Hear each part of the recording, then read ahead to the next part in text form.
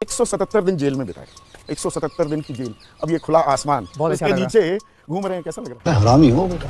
वो 177 दिन एक बुरे सपने की तरह थे। और सत्ता चली गई तो मेरे लिए चिंता का विषय ये है कि आम आदमी पार्टी ने जो उम्मीद दी है इस देश को, उस उम्मीद का क्या होगा। गजब टूबीबाज आदमी। डर नहीं लगा जब जेल में थे कि उस सब में गीता ने मेरा बड़ा साथ दिया। गीता में ईमानदारी की बात की जाती है, बेईमाना ना किया जाए। तो अरविंद आए थे ईमानदारी का मफलर ओढ़कर, पहनकर, वो अरविंद रहे ही नहीं। गजब बेइज्जती है। आप निकले भ्रष्टाचार के खिलाफ लड़ाई के दम पर, एक आंदोलन से निकली पार्टी है। यहाँ छोटा सा आरोप भी, वो दाग अच्छे हैं कहकर आप नहीं निकल सकते। हमने एक नए पैसे का भ्रष्टाचार नहीं किया।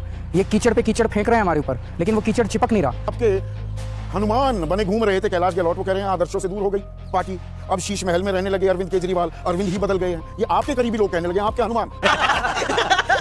1500 रुपए लाड़की बहन योजना, आप 1500 रुपए महिला को दे रहे हैं। 1000 रुपए मैया सम्मान योजना झारखंड में दे रहे हैं, और बम बम आपकी बल्ले बल्ले हो जाती है, सीधे आपको वोट मिल जाते हैं। ये सुविधाएं हैं, ये रेवड़ी नहीं है। और ये सुविधाएं देने के बावजूद भी दिल्ली का बजट फायदे में चल रहा है कि दिल्ली आपने सरकार वो कौन सा मनी प्लांट लगा रखा, पेड़ पे कौन से पैसे ईमानदार उगा रहे हैं? सरकार है, पढ़ा लिखा आदमी हूँ, अकाउंट्स की भी जानकारी है। बस मार्शल मौजूदा भी हैं, वो शिकायत ये कर रहे हैं कि 3 महीने से तो हमें तनख्वाह नहीं मिल रही। नमस्कार दोस्तों, समाचार 2.0 की और एक मजेदार डिबेट वीडियो में आप लोगों का स्वागत है। दोस्तों, आज की डिबेट होने वाले है कांग्रेसी पत्रकार संदीप चौधरी और दिल्ली के पूर्व सीएम अरविंद केजरीवाल के बीच में। दोस्तों, धूर्तता के लिस्ट में अगर सबसे ऊपर कोई है वो है दिल्ली के पूर्व सीएम अरविंद केजरीवाल। वो इस इंटरव्यू में भी वही पुराना राग, मोदी जी ने ये नहीं किया, एलजी ने मुझे काम करने नहीं देता। लेकिन इस बार सामने थे वरिष्ठ पत्रकार संदीप चौधरी, जिन्होंने ऐसे सवाल दागे कि केजरीवाल की सारी धूर्तता धरी की धरी रह गई और चेहरा पूरा इंटरव्यू में उतरा नजर आया। दोस्तों, आज की ये डिबेट सच में बहुत ही मजेदार होने वाली है। आप लोगों से रिक्वेस्ट है, वीडियो आखिर तक जरूर देखना एंड डिबेट के बारे में अपना क्या राय है कमेंट में जरूर लिख के जाना। चलिए शुरू करते हैं। 177 दिन जेल में बिताए, 177 दिन की जेल। अब ये खुला आसमान, बहुत अच्छा उसके लग रहा है। नीचे घूम रहे हैं, कैसा लग रहा है? हरामी हो बेटा। नहीं, खुला आसमान बहुत अच्छा लग रहा है। इसमें कोई शक नहीं कि सबको आज़ादी बहुत पसंद होती है, और वो 177 दिन एक बुरे सपने की तरह थे। और सत्ता चली गई तो ये मुझसे कुछ लोग पूछते हैं कि अगर केजरीवाल जी सत्ता चली जाएगी तो आपका क्या होगा। मैं यहाँ पे सत्ता का खेल खेलने के लिए नहीं आया था। मेरे पास सत्ता रहे सत्ता ना रहे ये इम्पोर्टेंट नहीं है। अच्छा, मेरे लिए इम्पोर्टेंट है कि अगर आम आदमी पार्टी सत्ता में नहीं रहेगी तो जो स्कूल हमने अच्छे किए हैं, 18 लाख बच्चे उन स्कूलों के अंदर पढ़ रहे हैं, उन 18 लाख बच्चों की पढ़ाई का क्या होगा। मेरे लिए चिंता का विषय ये है कि दिल्ली में पहले 8-8, 10-10 घंटे के पावर कट लगते थे, आज दिल्ली में 24 घंटे बिजली आती है। मेरे 2 करोड़ लोग जो दिल्ली के हैं उनकी बिजली का क्या होगा।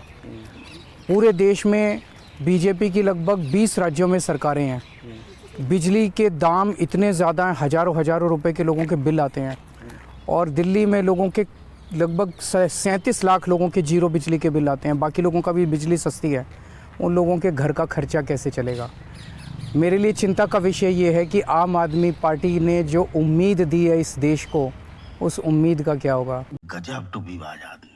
डर नहीं लगा जब जेल में थे कि परिवार का क्या होगा? नहीं, जेल में था, जेल में परिवार का वो रहता था। मेरे माँ बाप की मुझे याद आती थी जब मैं जेल में था, और जेल के दिन बड़े कठिन थे, इसमें कोई दो राय नहीं है, मैं झूठ नहीं बोलूँगा। 20 किलो तक आपका वेट कम हो गया था? 10 किलो वेट मेरा, 10 किलो मेरा वेट वजन कम हो गया था। तो 15 दिन तक मुझे मेरा इंसुलिन बंद कर दिया गया। फिर हमें कोर्ट जाना पड़ा, तो कोर्ट से परमिशन मिली हमें, और कोर्ट ने एक डॉक्टर्स का पैनल बनाया, उसने इंसुलिन दोबारा चालू किया।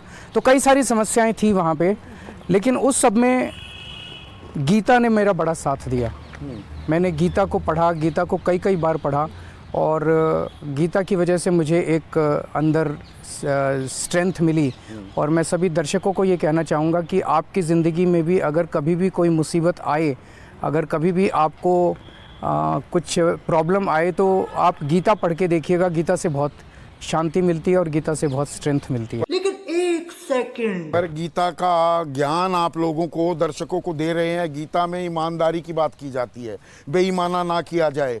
लोग तो ये कह रहे हैं अरविंद केजरीवाल बदल गए हैं, अरविंद बदले तभी जेल की भी हवा खानी पड़ी। जो अरविंद आए थे ईमानदारी का मफलर ओढ़कर, पहनकर, वो अरविंद रहे ही नहीं। गजब बेइज्जती है। सारे केसेस झूठे हैं, सारे केसेस सियासी हैं। मेरी इमेज को बदनाम करने के लिए, चूँकि हमारी एक कट्टर ईमानदार पार्टी है, मेरी एक ईमानदार नेता की छवि है, उसको बदनाम करने के लिए ये सारे झूठे केसेस हमारे ऊपर लगाए गए। मैं एक शो कर रहा था, एक वरिष्ठ पत्रकार हैं, उन्होंने क्या कहा कि देखिए आम आदमी आज की तारीख में कांग्रेस या बीजेपी अगर बेईमाना करती है, भ्रष्टाचार करती है, तो वो कि भाई काजर की कोठरी में कैसो ही सयानो जाए, एक काजल की लागी है पैलागी है, कि भ्रष्टाचार राजनीतिक जीवन का एक अभिन्न अंग है।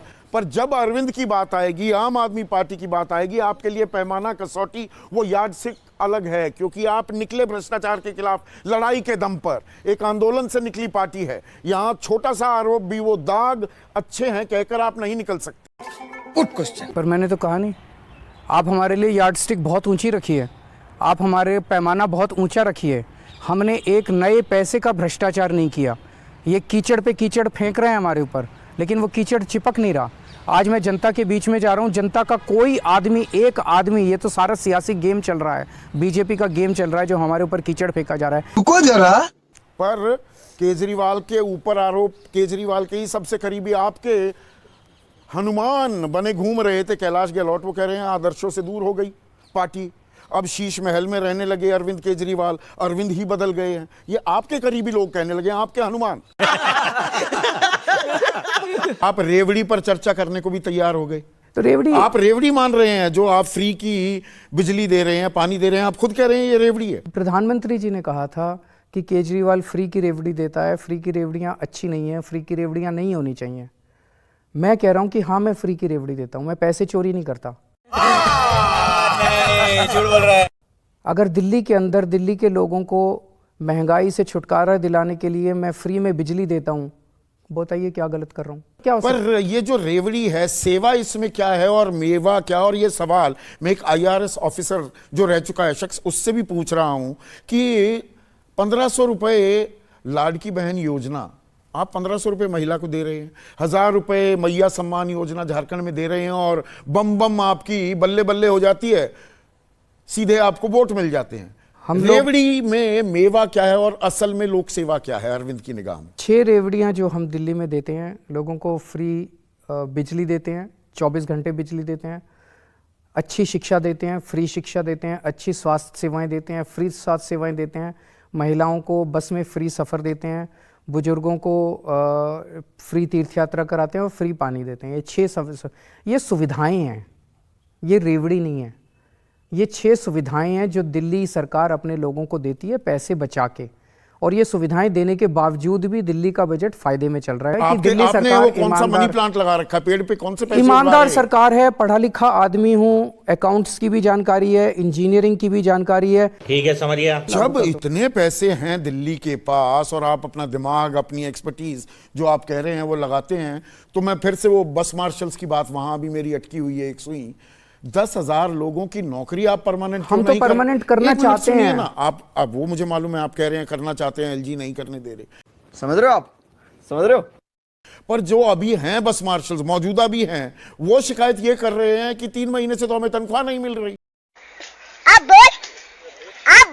नहीं, सारी तनख्वाह मिल रही है। बीच में जब मैं जेल चला गया था, मेरे पीछे से इन लोगों ने कई काम रोक दिए। दिल्ली की वृद्धावस्था पेंशन रोक दी इन लोगों ने। दिल्ली में कूड़े करकट की, गंदगी की भी एक बहुत बड़ी समस्या हो गई थी, सफाई करवा रहे हैं। उनसे ही ध्यान भटका रहे हैं कि वहां लोगों का, वो कॉलोनी में जो नाराजगी है उसको दूर करने के लिए आप लॉ एंड ऑर्डर को उठा रहे हैं, लाल घेरे के साथ दिखा रहे हैं। कितनी वारदात हो गई। थोड़ा टाइम तो दीजिए। 75 साल में जो इन्होंने गंद मचाया था, 2 साल में मत उम्मीद कीजिए बस केजरीवाल आएगा और झाड़ू चलाएगा। बीजेपी वाले कह रहे हैं डबल इंजन सरकार बना दो, ये छोड़िए यार। अच्छा, केजरीवाल तो कहते रहेंगे अरे मुझे LG काम नहीं करने देते, नहीं सारे काम कराए, कोई काम रुकने दिया। तो अगर बीजेपी की डबल इंजन सरकार यहां आ गई, बड़ी खतरनाक है डबल इंजन सरकार। हिपोक्रेसी की भी सीमा होती है। अगर ये डबल इंजन सरकार यहां आ गई तो आप सोच सकते हो यहाँ के स्कूलों का फिर 18 लाख बच्चों का भविष्य खराब हो जाएगा। आप एक राज्य इनका बता दो जहां पे अस्पताल अच्छे हैं, दवाइयाँ फ्री मिलती हैं, स्वास्थ्य सेवाएं अच्छी हैं, कोई राज्य नहीं है। यूपी में बगल में चले जाओ, देखो कोई सरकारी अस्पताल का क्या हाल है। दिल्ली के सरकारी, इतने ये सारे हैं। सरकारी अस्पताल इन्होंने ये खराब हो जाएंगे अगर दिल्ली में इनकी सरकार आ गई तो। चल झूठा। इस बार किस मुद्दे पर दिल्ली की जनता चुनाव में अपना वोट डालेगी? सबसे बड़ा मुद्दा है कि अगर आपने उनको वोट दे दिया तो आपको मिलने वाली सारी सुविधाएं बंद कर दी जाएंगी। 81 करोड़ 35 लाख लोगों को 5 किलो अनाज तो अब 28 दिसंबर 31-28 तक दे रहे हैं। एक मिनट, अनाज की तो मैंने बात ही नहीं की, मैं दूसरी बातों पर बोल बोल। एक काम जो अब मैंने प्रॉमिस किया है, हर महिला के अकाउंट में 18 साल से ऊपर की हर महिला के अकाउंट में 1000 रुपए डलवाएंगे, ऐसा हमने प्रॉमिस किया है। ये हम अब शुरू ये करेंगे। रेवड़ी जो ये 7वीं आपकी रेवड़ी है, ये सेवा है मेवा है? जनता, एक चीज समझने की कोशिश कीजिए, मैं प्योर इकोनॉमिक्स समझा रहा हूँ आपको, ठीक है। ये पॉलिटिक्स भूल जाइए। इकोनॉमिक्स के अंदर होता है ट्रिकल डाउन थ्योरी। वो ये बड़े बड़े जो कैपिटलिस्ट्स वगैरह होते हैं वो ये कहते हैं कि आप अमीरों को और अमीर बनाइए, ऐसी अर्थव्यवस्था बनाइए कि अमीर और अमीर होते जाएं।